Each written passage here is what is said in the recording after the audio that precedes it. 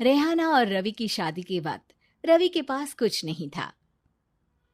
रेहाना, तुमने मुझसे शादी करके एहसान किया है। मुझसे ज्यादा तो तुम कमाती हो। अरे तो क्या हुआ, एक दिन आएगा रवि कि तुम खूब पैसा कमाओगे। मुझे तुम पर पूरा विश्वास है। रवि और रेहाना खुद को स्टैंड करने के लिए पूरी मेहनत करते। रेहाना, मैं नौकरी नहीं करना चाहता हूँ। तो कोई बात नहीं, मैं नौकरी करके घर चलाती हूँ, तुम बिजनेस सेट करने की कोशिश करो। एक दिन रेहाना, तुम जानती हो, मैंने जो विज्ञापन बनाने वाली कंपनी खोली थी ना, उसे बड़ी ब्रांड का ऑफर आया है। अब हम लोगों के दिन ब्यारे न्यारे हो गए हैं। मैं जानती थी रवि कि एक दिन तुम सेटल हो जाओगे। रवि का काम अच्छा चल जाता है। एक दिन वो रेहाना से कहता है, रेहाना, अब हम लोगों का बच्चा भी हो गया है। बहुत छोटा है वो। उसका ख्याल कैसे रखेंगे हम? कैसे क्या, मैं गांव से माँ को लेकर आ जाती हूँ। नौकरी से हाफ डे ले लिया करूंगी। अभी तो वो छोटा है, स्कूल जाने तक मैं मैनेज कर लूंगी। देखो रेहाना, मैं अब अच्छा कमा रहा हूँ। तुमको नौकरी करके परेशान होने की कोई जरूरत नहीं है। अरे कैसी बात कर रहे हैं, मैं अपनी लगी लगाई नौकरी कैसे छोड़ दूं? और मैंने तो सुना है हम लोगों को कुछ ही महीनों में सरकारी नौकरी मिल जाएगी। सरकारी नौकरी में कितना कमा लोगी? उतने में तो मैं ड्राइवर रख लूंगा। रेहाना को रवि की बात का थोड़ा बुरा तो लगता है। कम से कम मेरी नौकरी की इतनी बेइज्जती मत करो।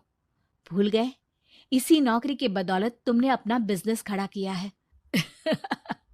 अरे वो तो मैं किसी के भरोसे भी कर लेता। देखो, अपने बच्चे को संभालो, घर का काम करो। अब बाहर जाती तुम अच्छी नहीं लगती हो। रेहाना रवि के कहने पर नौकरी तो छोड़ देती है, लेकिन अब बड़े से घर में उसकी कीमत किसी नौकर से कम नहीं होती। एक दिन रवि का दोस्त आता है। भाभी, हम लोग तो आपको तब से जानते हैं जब से आप लोग शादी होकर इस शहर में आए थे। आपकी बदौलत ही सारा बिजनेस खड़ा हुआ है। ये किस्मत तो आप ही की है भाभी। हाँ हाँ भाई, हमारी मेहनत तो कुछ है ही नहीं। अरे होगी, लेकिन भाभी की किस्मत के आगे कुछ नहीं। दोस्त वहां से चला जाता है, लेकिन रवि का गुस्सा सातवें आसमान में होता है। देखा कैसे बोल रहा था? अरे बिल्कुल अच्छा आदमी नहीं है ये। कैसी बात कर रहे हैं आप? प्रशांत भैया तो बहुत अच्छे इंसान है रवि। कैसे उन्होंने हमारे मुश्किल वक्त में हमारा साथ दिया था। अरे था पैसा तो साथ दिया, नहीं तो कौन पूछता है? रवि का व्यवहार पैसा आते ही अलग हो गया। वो बंदे को बंदा नहीं समझता। घमंड से घिरे रवि ने तो एक दिन हद ही कर दी। रेहाना, मैं अब तुम्हारे साथ नहीं रह सकता हूँ। क्या क्या बकवास कर रहे हो रवि? क्या कहना चाहते हो? और क्यों नहीं रह सकते तुम मेरे साथ? देखो, मुझे कोई और पसंद है, और उसने साथ रहने पर बस यही शर्त रखी है कि मुझे तुम्हें तलाक देना होगा। रेहाना, जो कि एक स्वावलंबी महिला थी, उसने बिना देर किए रवि को कह दिया, कोई इश्यू नहीं, मुझे पैकिंग में 4 दिन का वक्त लगेगा, लेकिन तब तक मैं तुम्हारे साथ नहीं रहूंगी। 4 दिन के लिए तुम कहीं और शिफ्ट हो जाओ, मैं घर से निकलूंगी तो बता दूंगी। रवि घर छोड़कर चला जाता है। रेहाना को दुख होता है, वो रोती है, लेकिन व्यवहार से स्ट्रांग रेहाना को पति के वापस आने का और उसे सबक सिखाने का पूरा भरोसा था। फिर एक दिन, अरे शुशिका, कब शादी करोगी तुम मुझसे? यार मैंने तो सोचा था तुम शादी से पहले मुझे विदेश लेकर जाओगे, महंगी कार दिलाओगे। अरे सब दिला दूंगा, लेकिन पहले मुझसे शादी तो कर लो। हाँ हाँ, क्यों नहीं। मैं कुछ दिनों के लिए अपने मम्मी पापा के पास जा रही हूँ और लोगों से अपनी शादी की बात करूंगी।